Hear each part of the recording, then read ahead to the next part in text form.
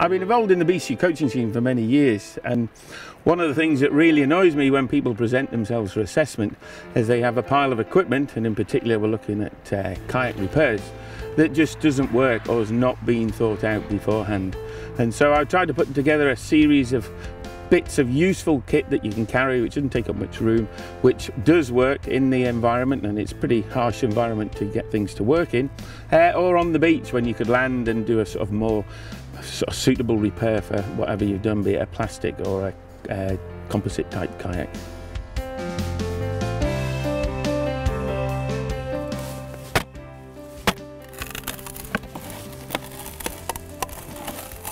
Okay, we've now got a slightly larger repair. Depending on what your kayak is made of, some of the pieces will stay together like a bit of a jigsaw, but we've actually got a physical hole here, and we need something more substantial than just the gaffer tape and or the epoxy putty.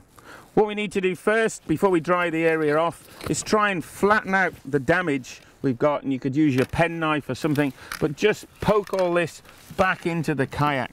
What we want to try and do is make a nice smoothish sort of surface that we can now use and stick something onto. For this type of repair and to bridge that hole, we could use flash band.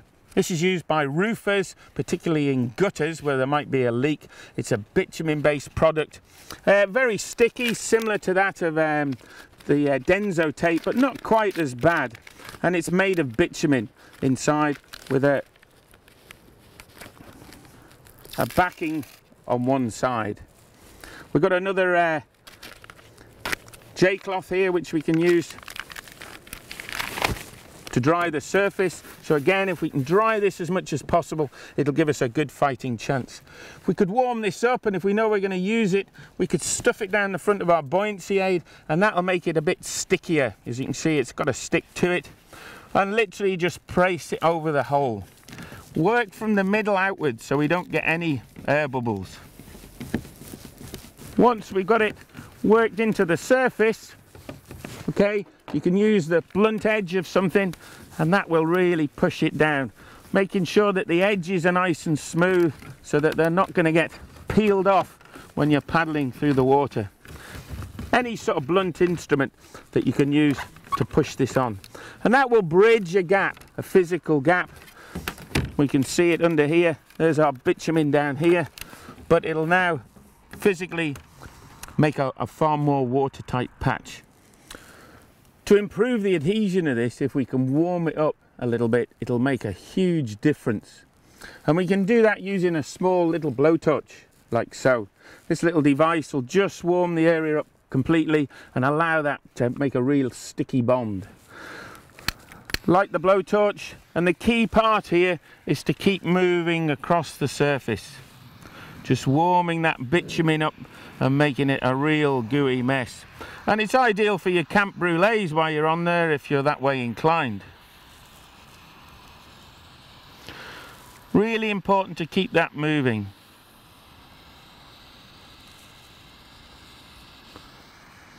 You can see the edges here just starting to bubble. If we leave it in one spot, you'll see it'll start to scorch. Keep moving. Just warm that area.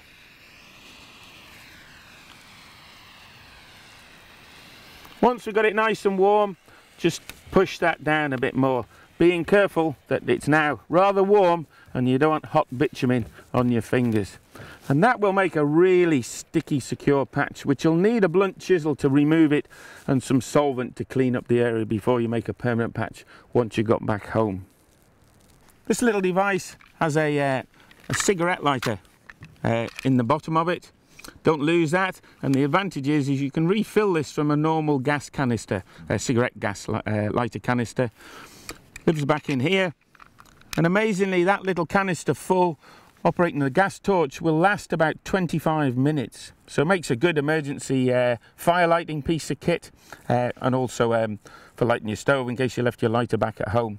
To light it, it's got a slight safety catch on it, and that is we need to pull the little trigger backwards first and then down. Takes a little bit of a knack to do this. Once we go, we've got a very hot blue flame. When we release the trigger, it will go off, but it takes about a second to extinguish, and this remains very hot, so be careful. It will also weld a plastic kayak, and we'll come to that a bit later on. I've got my little bag of goodies out beforehand so we don't have to faff around.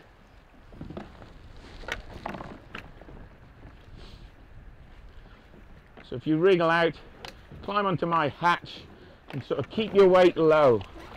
So sit up now, Liz, and then lean forward towards me. Get your legs down by the side. That's great. Yeah, don't come too far. Right, let's get these paddles trapped under there again. And if you can look after our bag of goodies.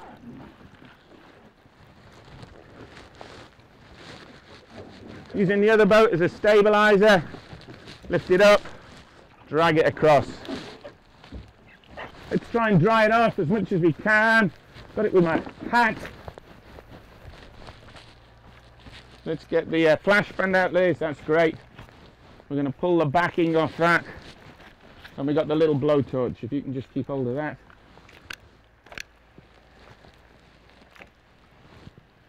Try and dry the boat off. And you can shield it slightly with the flash band and try and warm the back of the flash band up at the same time. As dry as I can. It's pretty warm on my fingers here. You need to be a little bit careful. And let's try and get this down. Use the back of the torch, really good. Working from the middle out to the edge. Smooth it out. Get the air bubbles out first. Once we got the air bubbles out, fire up the torch again and just work your way back and forth.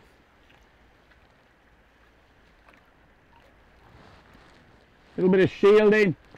It's breezy at the moment, but I can protect it. Okay, so it's not as quick as a Denso tape, but it might just be able to stem that water out a little bit better than a little bit more robust patch than a Denso patch. And the blowtorch just makes it soft enough to make that stick that little bit better. If you've got the time, the more you can warm it up, the more effective that will be. On shore, you've got all the time in the world and it's not a problem. We can get that really well stuck on.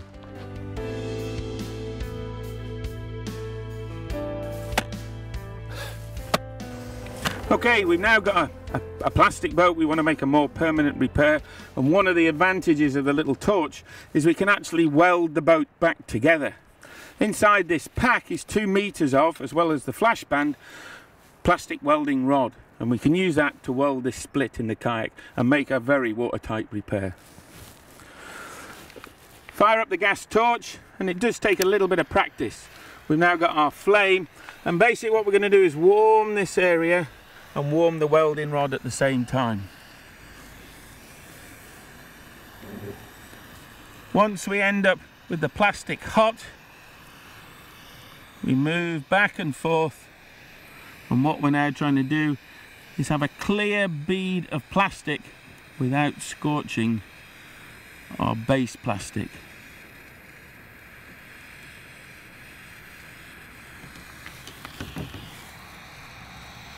Great for riverboats, this. Oh, perfect for a riverboat. Once we get to the end, let the flame extinguish. Remember, it stays on for a few seconds, and be careful, you've got something that's very hot. Just leave that for a second. We've now got our first weld. If we need to bung up the hole even more, we can run a few more welds along here. And this will slowly, once it's gone from clear back to opaque, it then means it's cooled off sufficiently. This is quite warm to touch, so again, be careful. Kevlar boats and plastic boats, people do seem to think that they're indestructible. They're not. A good puncture in here, as you've seen with the axe, it's pretty easy to go through here, and the same with a Kevlar boat, they will puncture quite easily. Once we start looking at welding a boat like this, this will get us home in a safe and secure manner, ideal on a sort of an expedition. But once you start welding plastic boats, then the boat is probably coming to the end of its life. This will warm up this area and tends to make the surrounding area of plastic very brittle, and it may tend to split there again afterwards. So once this is cool, I can now touch it with my fingers. That's perfectly okay. Just cut the excess plastic off, and then we can use that for another repair.